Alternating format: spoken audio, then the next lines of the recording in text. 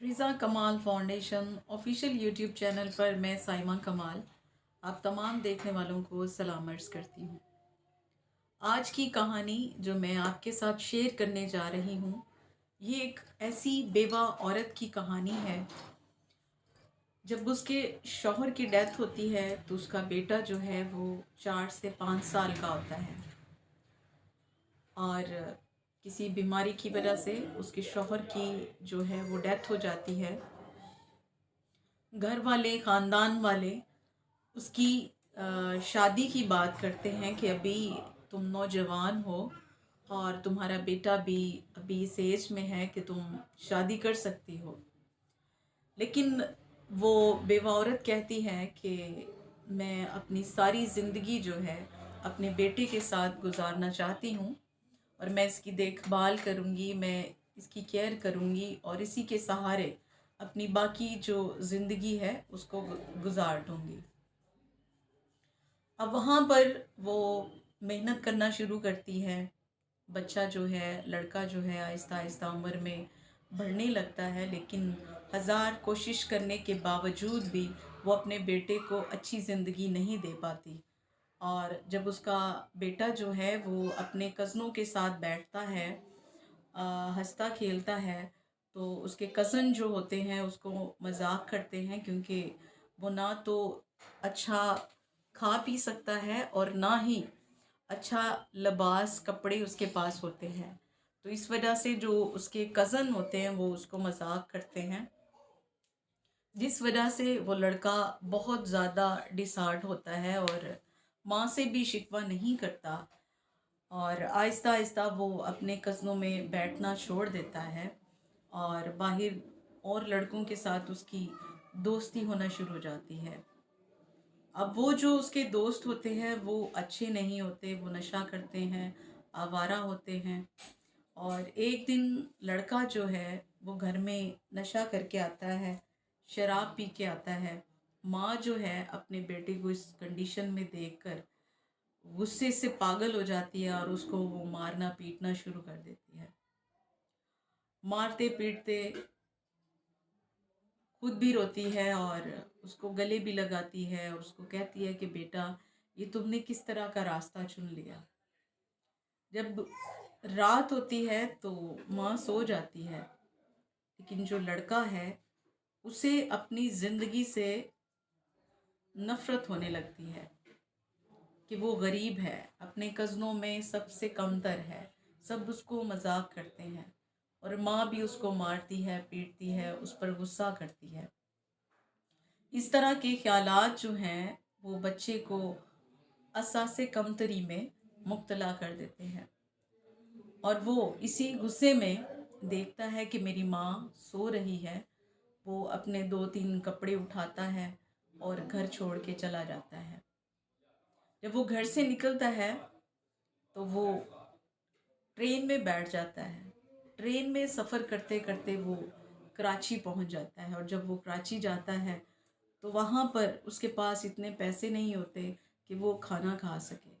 तब वो एक होटल वाले आदमी के पास जाता है और उससे कहता है कि मैं इतने दिनों से भूखा हूँ, मुझे खाने को कुछ दे दो।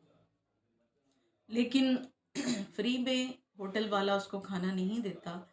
तो वो फिर वापस जाकर दोबारा फिर उस होटल वाले के पास आता है और उसको कहता है कि तुम मुझे जो भी काम दोगे खाने के बदले मैं करने को तैयार हूँ, और अगर तुम रात दिन कहोगे तो मैं तुम्हारे होटल पर काम करने के लिए तैयार हूँ। तब वो जो होटल का मैनेजर होता है वो उसकी इस ऑफ़र को सुन के बड़ा खुश हो जाता है कि यार ये 2 वक़्त मेरे मतलब खाना खाएगा और रात और दिन 24 घंटे जो है मेरे साथ वर्कर बन के काम करेगा और होटल की जो है रखवाली भी होती रहेगी। इस लालच में आकर वो जो मैनेजर होता है वो उसको अपने पास काम पे रख लेता है।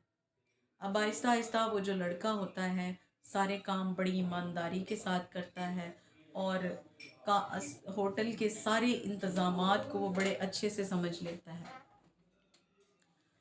और मैनेजर उस पर आंखें बंद करके जो है उस पर एतबार करना शुरू कर देता है और सारी जिम्मेदारी उसी पर छोड़कर वो अपने ज़ाती काम वगैरह करता रहता है। एक दिन जो उस होटल का मालिक है, वो उस होटल में आता है। अब उस लड़के को नहीं पता कि ये जो आया है बंदा, ये इस होटल का मालिक है। वो बड़ी मोहब्बत से, प्यार से, रिस्पेक्ट से जाकर उससे ऑर्डर लेता है और मालिक उसको ऑर्डर देता भी है, क्योंकि वो मैनेजर की सीट पर बैठा हुआ था। तब जब उसका ऑर्डर आता है तो मालिक जो होता है वो खाना देखकर उस पर गुस्सा करना शुरू हो जाता है। तब वो जब ऊंचा बोलता है तो सारे वेटर्स और मुलाजिम जो हैं वो इकट्ठे हो जाते हैं।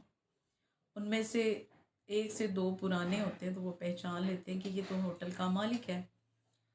तो तब वो उसको पहचान कर जब उसको सलाम लेते हैं तो वो उस लड़के को भी बताते हैं कि ये होटल के मालिक हैं। तब मालिक पूछता है कि मैनेजर की तरह। मैनेजर को फ़ोन पे जब बात की जाती है तो वो कहता है कि सर मैं किसी काम से बाहर आया हूँ, मैं अभी आ जाता हूँ वापस। तब मालिक उस पर गुस्सा करता है और उसको कहता है कि अब तुम्हें दोबारा यहाँ पर वापस आने की कोई ज़रूरत नहीं है। आज के बाद जिसको तुम अपनी मैनेजर की कुर्सी पर बैठा कर गए हो, यही पूरे होटल का मैनेजर का जो काम है वो यही जिम्मेदारी पूरी करेगा। अब मालिक को उस लड़के का काम करने का अंदाज पसंद आया। उसने उसको वहाँ का मैनेजर बना दिया। उनकी और भी ब्रांचेस थी। आहिस्ता आहिस्ता उसने उन सारी ब्रांचेस का जो होल्ड था वो उस लड़के को दे दिया। अब लड़के के पास पैसा था, इज्जत थी, घर था, हर चीज़ थी। एक दिन उस मालिक ने उस लड़के से पूछा कि तुम इतने अरसे से यहाँ काम कर रहे हो, तुम्हारे घर पे कोई नहीं है, तुमने कभी छुट्टी नहीं मांगी और तुम कभी अपने घर वालों को मिलने नहीं गए।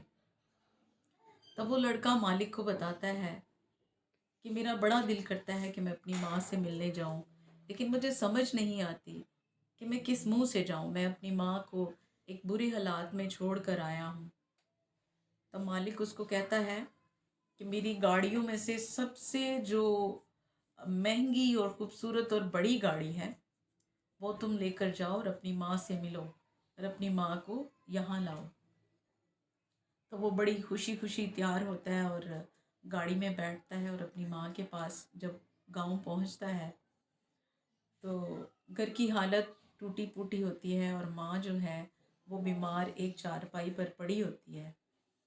जब गाड़ी उनके दरवाजे के पास जाके रुकती है तो सब लोग रिश्तेदार अजीज़ देखते हैं कि ये कौन है जो गाड़ी पर आ गया। जब लड़का घर में दाखिल होता है तो माँ को देखता है तो रोना शुरू कर देता है, अपनी माँ के गले लगता है, अपनी माँ के पाँव पकड़ता है, उससे माफ़ी मांगता है कि माँ मुझे माफ़ करना, मैं तुम्हें इस हाल में छोड़ गया। आज मैं तुम्हें लेने आया हूँ और मैं तुम्हें अपने साथ लेके जाऊँगा। माँ भी रोती है और बेटे से शिकवा करती है कि मैं तो ये भी नहीं कह सकती थी कि तुम इस दुनिया में हो भी कि नहीं हो। इस कहानी को आपके साथ शेयर करने का मकसद ये है कि आजकल की जनरेशन जो है, नौजवान, इनके साथ हमें मारपीट से काम नहीं लेना चाहिए। बाज़-औक़ात हमारी मारपीट का जो मतलब है, जो हमारी औलाद है वो उसका मतलब गलत ले लेती है और अपनी ज़िंदगी में बाज़-औक़ात बहुत गलत फ़ैसले भी कर लेती है। कोशिश करें कि प्यार और मोहब्बत से दोस्ताना माहौल में बैठकर अपनी औलाद को समझाएं ताकि किसी भी बुरे हादसे से आप बच सकें। कहानी अच्छी लगी है तो आप इसको लाइक कर सकते हैं, चैनल को सब्सक्राइब कीजिएगा और दूसरों के साथ शेयर भी कीजिएगा। शुक्रिया।